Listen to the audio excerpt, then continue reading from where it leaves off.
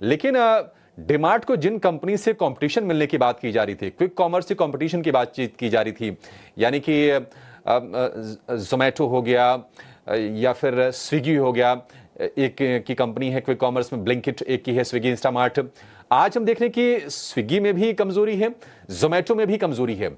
जोमेटो में क्या आपको लगता है कि गिरावट और बढ़ सकती है मौजूदा लेवल से, या फिर थोड़ा नीचे आ जाए तो बाइंग रेंज में आ जाएगा शेयर ये?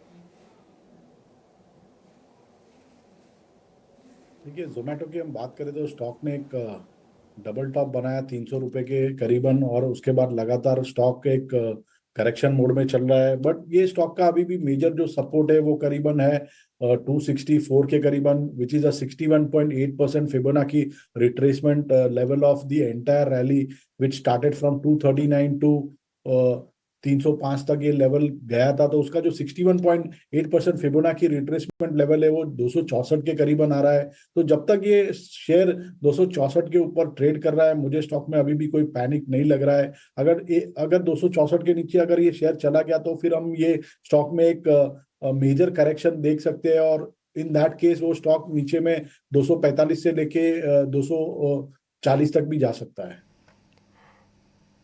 ठीक है, तो चलिए ये एक राय जोमेटो पर। और इस वक्त अगर देखें बाजार की कमजोरी के साथ ही जोमेटो में भी हम डाउन ट्रेंड्स देख रहे हैं, लेकिन quick commerce, delivery, food delivery space पर नज़र ज़रूर रहनी चाहिए, क्योंकि न्यू एज स्पेसेस हैं और हो सकता है कि 2025 में न्यू एज स्पेसेस में एक ग्रोथ आउटलुक जो और ज़्यादा बढ़ता हुआ देखने को मिले, क्योंकि मेजर प्लेयर्स भी इसमें एक एक कर आना शुरू हो जाएंगे। कंपटीशन नहीं थी, लेकिन अब कंपटीशन जो है बनना शुरू ज़रूर हो गई है। एवेन्यू सुपरमार्ट्स पर नज़र होनी चाहिए। आज के सत्र में एवेन्यू सुपरमार्ट का शेयर जो है काफ़ी बढ़िया एक्शन दिखा रहा है। कमज़ोर बाजार में भी इस वक्त 11% के मूव के साथ ही खड़ा है। पिछले एक महीने में भी ट्रेंड मजबूती का नहीं दिखा था। जितनी मजबूती पिछले एक महीने में नहीं नजर आई थी, उतनी एक दिन में इस वक्त देखने को मिली है।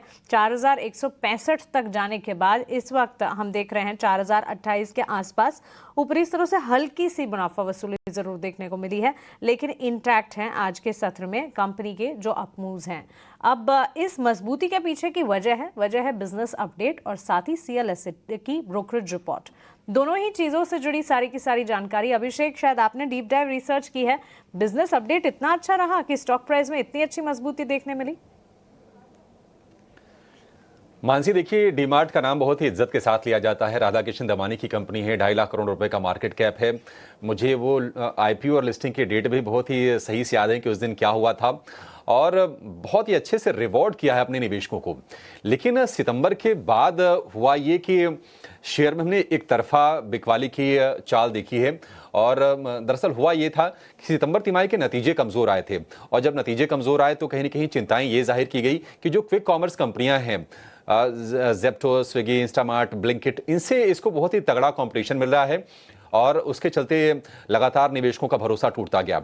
यहां तक कि गोल्डमैन सैक्स की एक रिपोर्ट आई थी, उन्होंने ये भी कहा, हाल फिलहाल रिपोर्ट आई है कि इन कंपनी से मुकाबला करने के लिए डीमार्ट को काफी ज्यादा डिस्काउंटिंग करनी पड़ रही है, और वो कहीं ना कहीं कंपनी के मार्जिन को इंपैक्ट करेगी। तो 5,500 के आसपास का भाव था सितंबर में, वहां से गिरते गिरते गिरते ये शेयर 3,500 रुपए के भी नीचे आ गया था। तो कहीं ना कहीं ग्रोथ को लेकर सवाल खड़े हो रहे थे। लेकिन ये जो अपडेट्स आए हैं काफी हद तक कॉन्फिडेंस को रीस्टोर करने का काम किया है। तीसरी तिमाही में जो आय है 17.5% बढ़ी है, और ये 15,565 करोड़ रुपए पर पहुंच गई है। ईयर ऑन ईयर के ये आंकड़े हैं। और यही नहीं, स्टोर्स की जो संख्या है वो भी कंपनी काफी तेजी से बढ़ा रही है। पिछली तिमाही अगर बात करें, 10 नए स्टोर जोड़े हैं और कुल स्टोर्स की संख्या हो गई है 387। तो सितंबर तिमाही में नतीजे कमजोर आए थे, शेयर में हमने बिकवाली हावी होते हुए देखी थी, और मैनेजमेंट ने भी माना था कि क्विक कॉमर्स से उनकी ग्रोथ पर असर पड़ रहा है।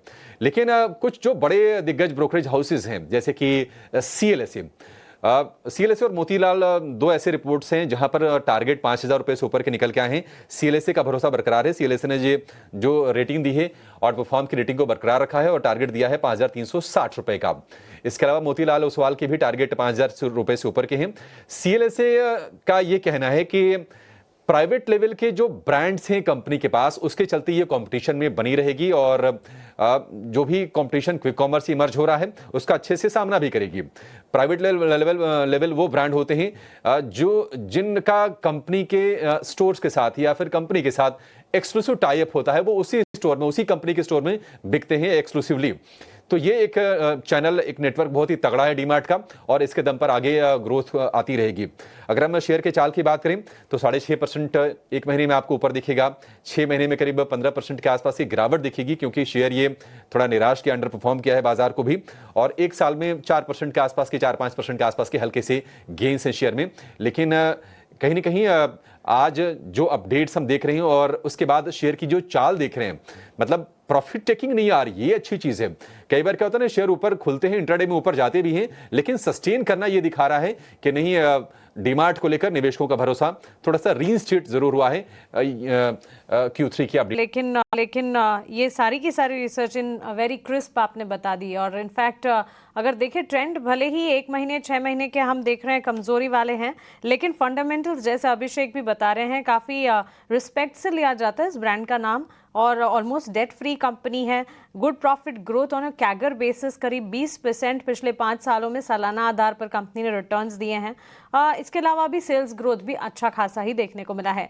इन दिनों जो कंपटीशन और नए प्लेयर्स आ रहे हैं उससे थोड़ी सी वॉलेटिलिटी, या कह सकते हैं कि थोड़ी सी कंपटीशन वाली फील ज़रूर है, और इसी के चलते अपने बिजनेस और अपनी स्ट्रैटेजीज को एक बार फिर से इन्हें विजिट भी करना पड़ रहा है। बावजूद इसके आज जो अपडेट्स हैं उसका क्लियर कट इम्पैक्ट है। अमोल, आपसे जानना चाहेंगे एवेन्यू सुपरमार्ट्स पर ब्रोकरेजेस की माने तो CLSA का ये कहना है कि 5360 तक भी ये जा सकता है। ऑफकोर्स अंडरवेट और अंडर परफॉर्म की ब्रोकरेज रिपोर्ट्स भी हैं हमारे पास। आपकी राय क्या रहेगी एवेन्यू सुपरमार्ट पर? ये अगर हम चार्ट्स के ऊपर देखते हैं और एकदम शॉर्ट टर्म व्यू देखते हैं तो मुझे लगता है कि आज का जो मोमेंटम हुआ वो गैप अप के साथ हुआ, और उसके बाद जो फर्स्ट आवर के बाद मोमेंटम थोड़ा सा रुक सा गया था। एक बड़ा करेक्शन के बाद एक शार्प बाउंस बैक आया। मुझे लगता है शॉर्ट टर्म में अगर हम प्योरली देखते हैं तो स्टॉक शायद एक रेंज ओपन करेगा, तो नॉन डायरेक्शनल रहने के चांसेस फिलहाल तो अभी चार्ट्स पे दिख क्या रहे। ऑन द हायर साइड अगर हम देखते हैं तो 4200 4250 एक अपर बाउंड्री का जो रेजिस्टेंस बोलते हैं वो रहेगा। ऑन द फ्लिप साइड मुझे लगता है कि अगर 3950 और 3900 ये एक डाउन साइड इमीडिएट सपोर्ट रहेगा। मुझे लगता है buying on correction on sale on rallies, I think ये टेक्सचर शायद डे ट्रेडर्स के लिए इम्पैक्टफुल रहेगा। ठीक है, तो चलिए एवेन्यू सुपरमार्ट पर ये एक टेक्निकल टेक। लेकिन राजेश जी, ये साउथ इंडियन बैंक और बैंक ऑफ महाराष्ट्र कुछ चुनिंदा प्लेयर्स जिनसे नज़र नहीं हट रही है, क्योंकि एक्शन दिख रहा है यहाँ पर, मजबूती के साइंस है। बैंक ऑफ महाराष्ट्र को देखेंगे, हमने देखा अच्छी खासी तेज़ी के बीच ये ट्रेड करता हुआ। साउथ इंडियन बैंक में भी ऑलमोस्ट 3 से 4% तक की तेज़ी, और हो भी क्यों ना बिजनेस अब के बीच ये ट्रेड करता हुआ। साउथ इंडियन बैंक में भी ऑलमोस्ट 3 से 4% तक की तेज़ी, और हो भी क्यों ना बिजनेस अपडेट्स जो आए हैं सालाना आधार पर, अगर आप देखें Q3 बिजनेस अपडेट दोनों के काफ़ी पॉजिटिव हैं। साउथ इंडियन बैंक की ही अगर बात करें 4% की तेज़ी पर ये खड़ा है। ग्रॉस एडवांसेस में करीब 12% का इजाफा, डिपॉजिट ग्रोथ करीब 6% बढ़ी है। कासा रेशियो जो है 31% पर इंटैक्ट है, और कासा की अगर बात करें इसमें राइजिंग ट्रेंड ऑलमोस्ट 4% का देखने को मिला है।